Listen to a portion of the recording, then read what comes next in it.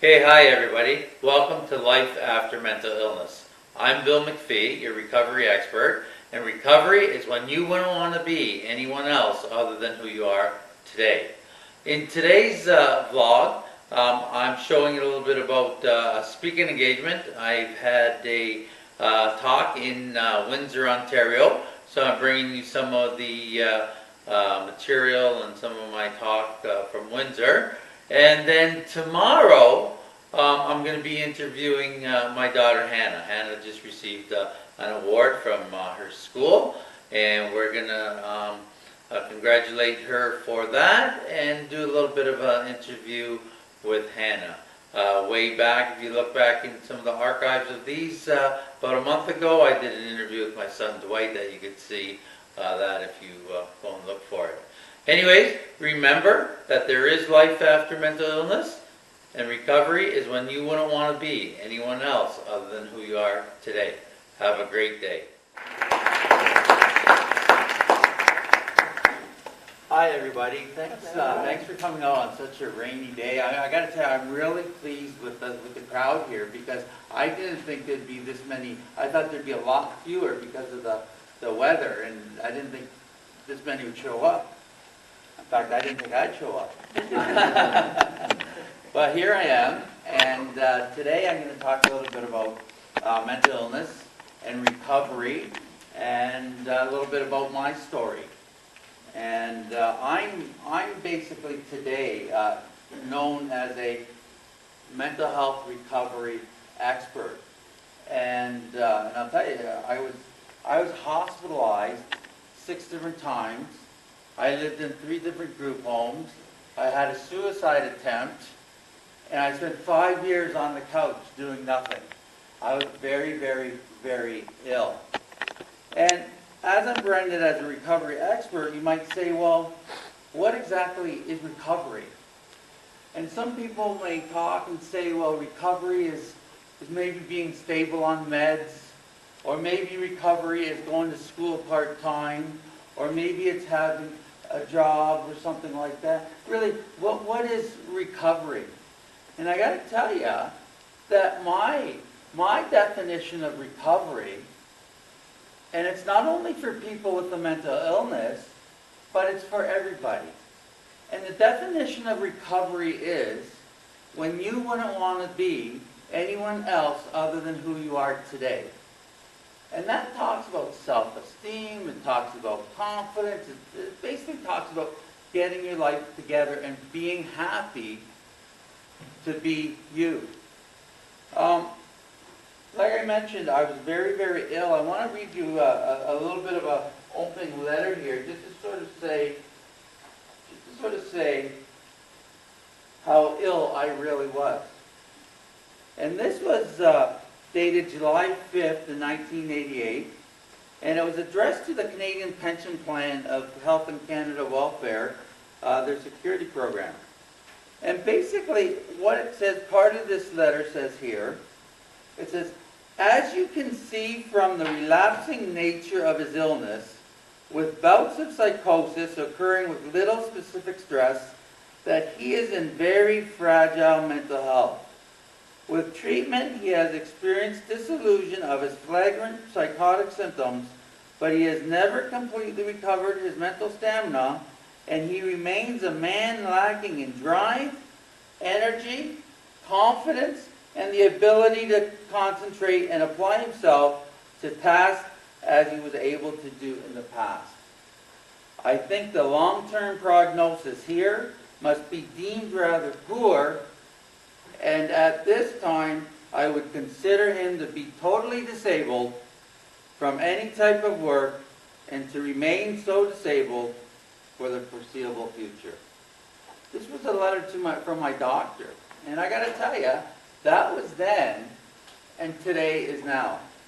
And as a recovery expert, I got to tell you, today I'm married, I have 3 children, I have my business, and I do a lot of things. I have a good quality of life. And that's what recovery is all about too, having a good quality of life. Now, my story, or basically my recovery, I believe that there's 6 pillars to recovery. And I created what's known as the Bright Future Program. And the 6 pillars of recovery has to do with spirituality, relationships, family, physical health and mental health, finances, and work, volunteering, career. Those are the categories that we have to work on our lives in order to enhance recovery. And but that's not the beginning. There's one thing that's important before that, and that's, first of all, where I'm going to start off, is understanding your illness. And it's very important. You might say, well, why do I have to understand my illness, or why should I understand my illness? And you might even say, where there's a movement kind of going on, is that maybe a doctor shouldn't diagnose me. Maybe they should just say, well, I'm in psychosis, or I have mental health problems, or if you ask my wife, she'd say, my husband's peculiar, But the thing is, they say, why should we make a name? Why should we have a name for our illness? Maybe we should just, talk about people you're not diagnosed with something. But you know what? I kind of disagree with that, and I'll tell you why. I think we should have to know everything about our illness that we possibly can know so we can combat it. When we're at war, if a country's at war, we call the opposition the enemy. And what do we want to know about our enemy if we were at war? We'd want to know our enemy's land troops, our enemy's landmines, their navy, their air force, their nuclear power, their chemical weapons. We'd want to know all the information about our enemy that we're at war with. As somebody who has schizophrenia, I want to know what I have, and so I can treat it as the enemy, so I can learn how to combat it. But if I don't know that schizophrenia has positive and negative symptoms, or paranoia is part of schizophrenia, or if there's bipolar and I don't understand it, there's bipolar 1 and bipolar 2, I really don't understand it, or if I have obsessive compulsive disorder, do I really want to understand it? And the answer is yes, I need to understand it because I need to fight my enemy. And that's the basics, first of all, of recovery, is kind of understanding our illness. So I'm going to kind of touch a little bit on these psychosis, on these different illnesses, and give you kind of an overview of them. So basically, I was diagnosed with schizophrenia in 1987 at the age of 24. And I did some very, very bizarre things when I may tell you later. But first of all, schizophrenia basically is an illness. It's a brain disorder. Has 3 legs to it: biochemical, stressor, genetic. And so if you have those combinations in your life and a stressor, something could happen. You may have beginnings of schizophrenia. Well, what is it? So, okay, people say, well, what is schizophrenia? And I try to explain. They say, well, with schizophrenia, you have what's known as positive symptoms and negative symptoms. And you say, well, what are positive symptoms? Well, with the illness, positive, that's a good thing, isn't it? It sounds positive. But no, it has nothing to do with the word positive. Basically, with schizophrenia, positive symptoms are basically things that are added to your personality that shouldn't be there. For example, if we have paranoia, if we have delusions, if we hear voices, if we, because of the chemical imbalance, see lights that refract and our sense of hearing is more acute, our sense of smell is heightened, these things are positive symptoms because they're added to our personality, but they shouldn't be there. That's why they're called positive. With negative symptoms we have, or it's also known as deficit symptoms, these are things that are lacking from our personality that should be there. For example, we We lack motivation, we lack drive, we have emotional bluntness, we have depression can set in, we have a lack of joy. These things are lacking from us, so they're called negative or deficit symptoms. So that's basically like schizophrenia. So you jump and you say, well, what about depression? Well, you know, depression, why is it important to understand about depression? Well, a good reason to understand about depression, because it can actually kill you. Not the disease itself, but a byproduct from the feelings of depression. And so it's very, very important to understand what it is, to know that it will get better, to realize that there's always a way, and to be educated about depression. And for example, there's a few different types of depression, but we have like chronic depression that maybe lasts for a long, long time. And we have situational depression that may last for a while. We also have post-traumatic syndrome, which is a form of depression. So we want to understand it. We want to understand that. You might say, well, let's look at obsessive compulsive disorder. Why should I, how do I understand that? How do I understand that? Well, maybe it's like this. You know what?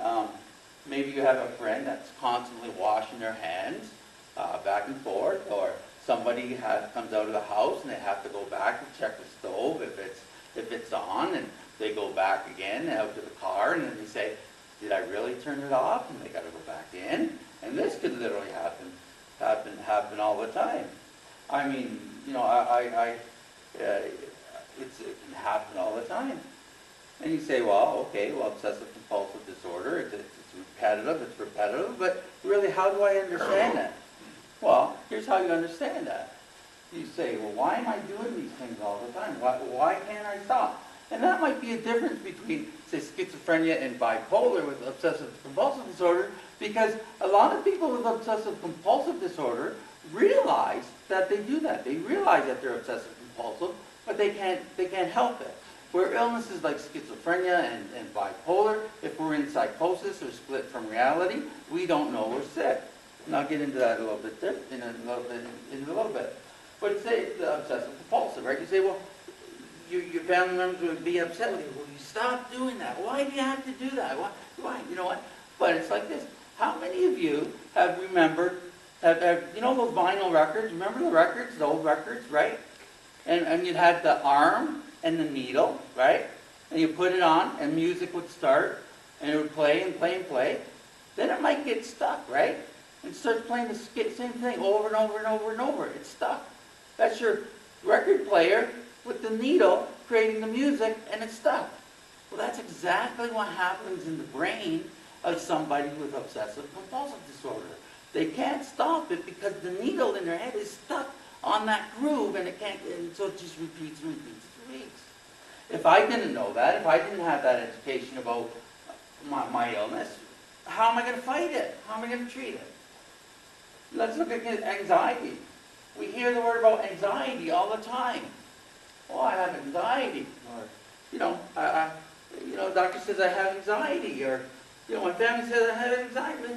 What's anxiety? No one ever really tells me what anxiety is.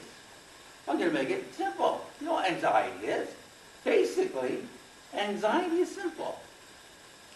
Anxiety means you have a fear of the present, and you're always worrying about the future.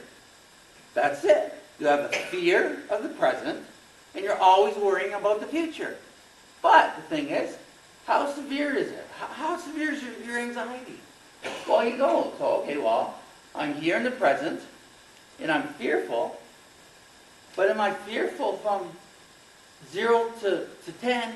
Where am I? How fearful am I? Am I at 4? Am I at 8? Am I at 6? How fearful am I? That affects our anxiety. Or worrying about the future. Do I worry about the future all the time? To what degree? What's the weight on it? Is it a 2? Is it an 8? Is it a 6? See, we have to self-respect. That's what anxiety is. We have to learn about our illnesses so we can fight them. Now, with my illness, schizophrenia, and different people have bipolar, you'll hear people say, well, why do you have to say it's a mental illness? Or why can't we just say it's a physical illness? It's part of the brain. The brain's a physical organ, just like our other organs. Why don't we say the schizophrenia, bipolar, psychosis, why don't we say, why don't we just say that it's a mental illness or that it's a physical illness and get over it? But you know what? There's a difference, and I'll tell you why. With a physical illness, if I tripped over this chair right now, and I broke my leg, and my bone was sticking out of my leg, and it was bleeding, my brain would say, Bill, your bone's sticking out of your leg, and it's bleeding, and it's there. You better go to the doctor, to emergency, to get it looked at, to get it fixed. You say, absolutely, I'm doing that. Well, what about the brain? What about the brain when the brain's sick? You see, with mental illnesses such as schizophrenia and bipolar, when we're in psychosis, we don't believe we're sick. The brain doesn't know it's sick. The brain knows other parts of the body are sick, but because it's a mental illness, the brain doesn't know it's sick. And that's why mental illness is different than physical illness. And don't let anybody ever tell you it's the same. It's just like diabetes. It's just like having a heart disease. It's just like, it's just like whatever. It's just like having pneumonia.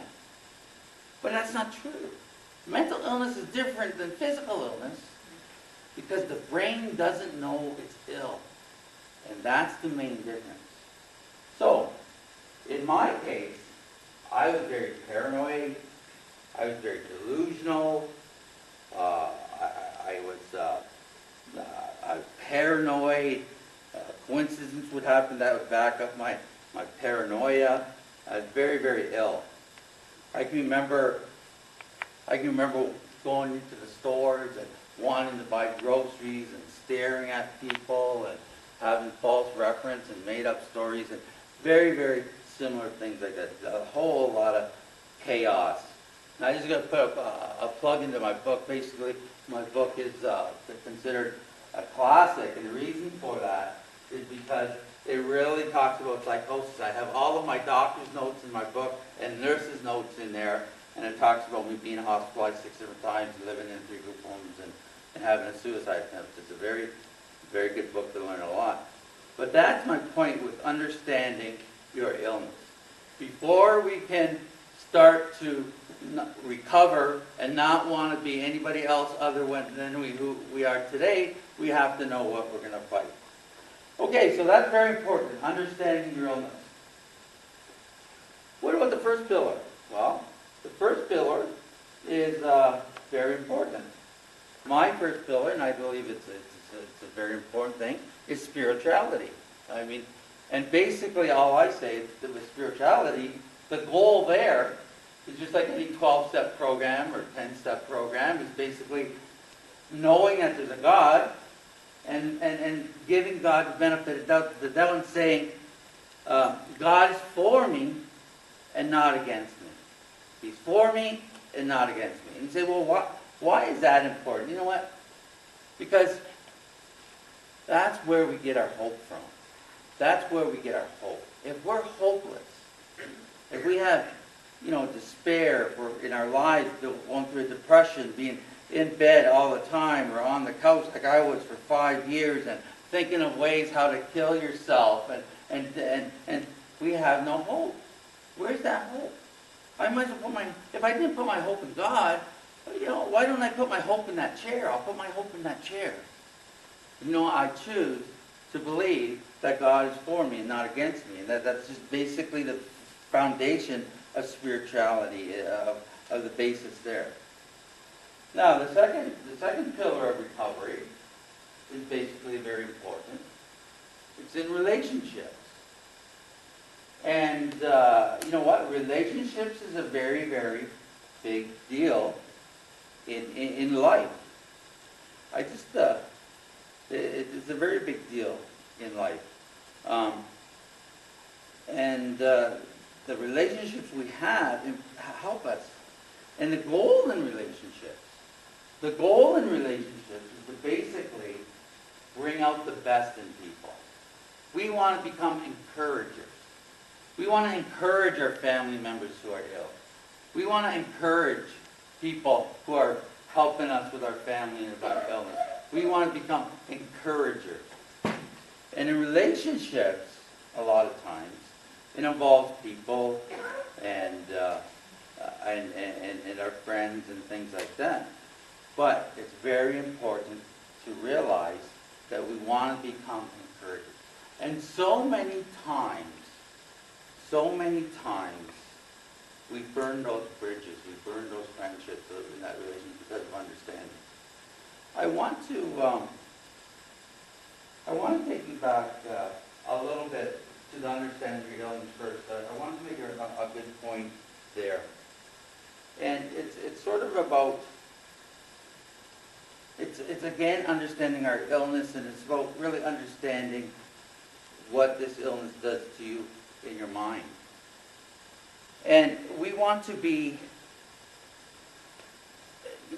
understanding our illness. We want to know, why do we have this illness and what's going on about it. And one of the main things with, say, bipolar or schizophrenia is that we don't know we're sick. And you say to yourself, people will say, how can you not know you're sick? You're having these delusions, you have no insight. How do you know you're not sick? And I want to give you an analogy here to explain that, that lack of insight. How can you not know you're ill? You're doing all these strange things. You have psychosis. Oh, I'm not ill. But, how can you say you're not ill? What happens is that we're in denial. We have lack of insight. You say, well, how can that be? I'm going to give you an analogy here. Say you're in a crowd. We've all experienced this. Say we're in a big crowd, right? And somebody has BO, body odor. And everybody can smell it. Everybody can smell it, except, you know who? The one that has the body odor. Isn't that true? You can say, oh, this guy stinks over here. It reeks. And the guy himself will not know that he has BO. And you say, how does that guy not know that he doesn't stink? How can he not know that? It's the same thing with psychosis. How do we not know we're sick? It's the same reason we don't know that guy is because he has BO. Or if some people have a stroke, some people have a stroke and they go to their doctor and they're paralyzed on one side, and the doctor will say, so, try to lift your right hand. And so the guy's there, and he's going like this, and he says, see, sir, I'm lifting my hand. I got my use of my hand. And the doctor will say, no, your hand didn't move. Your arm didn't move. It's right there. And the guy says, what do you mean it didn't move? I saw that a person who has had a stroke literally may think they have the use of that arm, that he actually raised it. And that's an analogy, again, of understanding your illness, of saying, how can you not know that you're mentally ill? Well, there you go. I wanted to explain again, I want to make a point here too, about non-criminally responsible. How many NCR, how many people hear that, that somebody has they create a crime or they do something very bizarre when they're in a mental state, and they do something illegal, and they go and they get arrested and they're in jail or something, and the courts say, well, he was non-criminally responsible. How can that happen? And you say, well, how can somebody really not know that they committed a crime? Or they did something so bad, how can that person not know that they did something so bad. And I'm going to tell you it's because of the nature of the illness. And I want to give you an example here. Just say, for example, they made a law in Canada that said you cannot swear in church. You can't swear in church. If you swear in church, we're going to get you and we're going to arrest you and we're going to put you in jail. So don't swear in church, okay? So here's where I'm going with this. How many are familiar with Tourette's syndrome? Tourette's, right? So say about the guy with Tourette's syndrome goes to church that day. And what's going to happen? F this, and F that, and F that, you know, all this kind of stuff. Everybody going, oh my God, arrest that guy, he swore in church. But did he really swear in church? Or was it the Tourette's syndrome that he swore in church? And that's an analogy of non-criminal responsible. NCR. There's a good example right there. Okay, moving back to recovery. Relationships. Relationships are very important. We want to bring out the best in people. And that's the goal in relationships. You know, and with friends, I got to laugh a lot, and I'm sure a lot of people would agree with me, is that if you're on social media at all, social media, Facebook or something like that, and it's a real big trial to get a lot of people to be your friends. Befriend me, I'm your friend, right? So you might have 500 friends. You might have 500 friends on Facebook. But you know what? Is that realistic? Do you really have 500 friends? I'm telling you, in life, if you have 1 or 2 good friends, you're doing pretty good. You're doing pretty good. And those relationships, those friendships are very important. And I want to give you a friend of mine, when I was in the psych post, when I was in the psych ward, I had a friend that came to visit me, and he came every single night. And he would walk the halls with me, because I was just basically pacing on the psych wards those days, just back and forth, pacing back and forth. I'm telling you, you know what? If you're ever on a committee where you're designing a psych ward, get them to design it in a circle so we can do laps instead of back and forth. Very important, very important. Hi, thank you for watching. Make sure to like, comment, and subscribe. And follow me on Facebook and Twitter. And also be able to send me your questions at bill@billmacphee.ca. As well, for more information, go to billmacpheerecoveryexpert.com. Links will be in the description below. Come back for another vlog tomorrow, and remember, recovery is when you wouldn't want to be anybody else other than who you are today. And there is life after mental illness. Have a great day.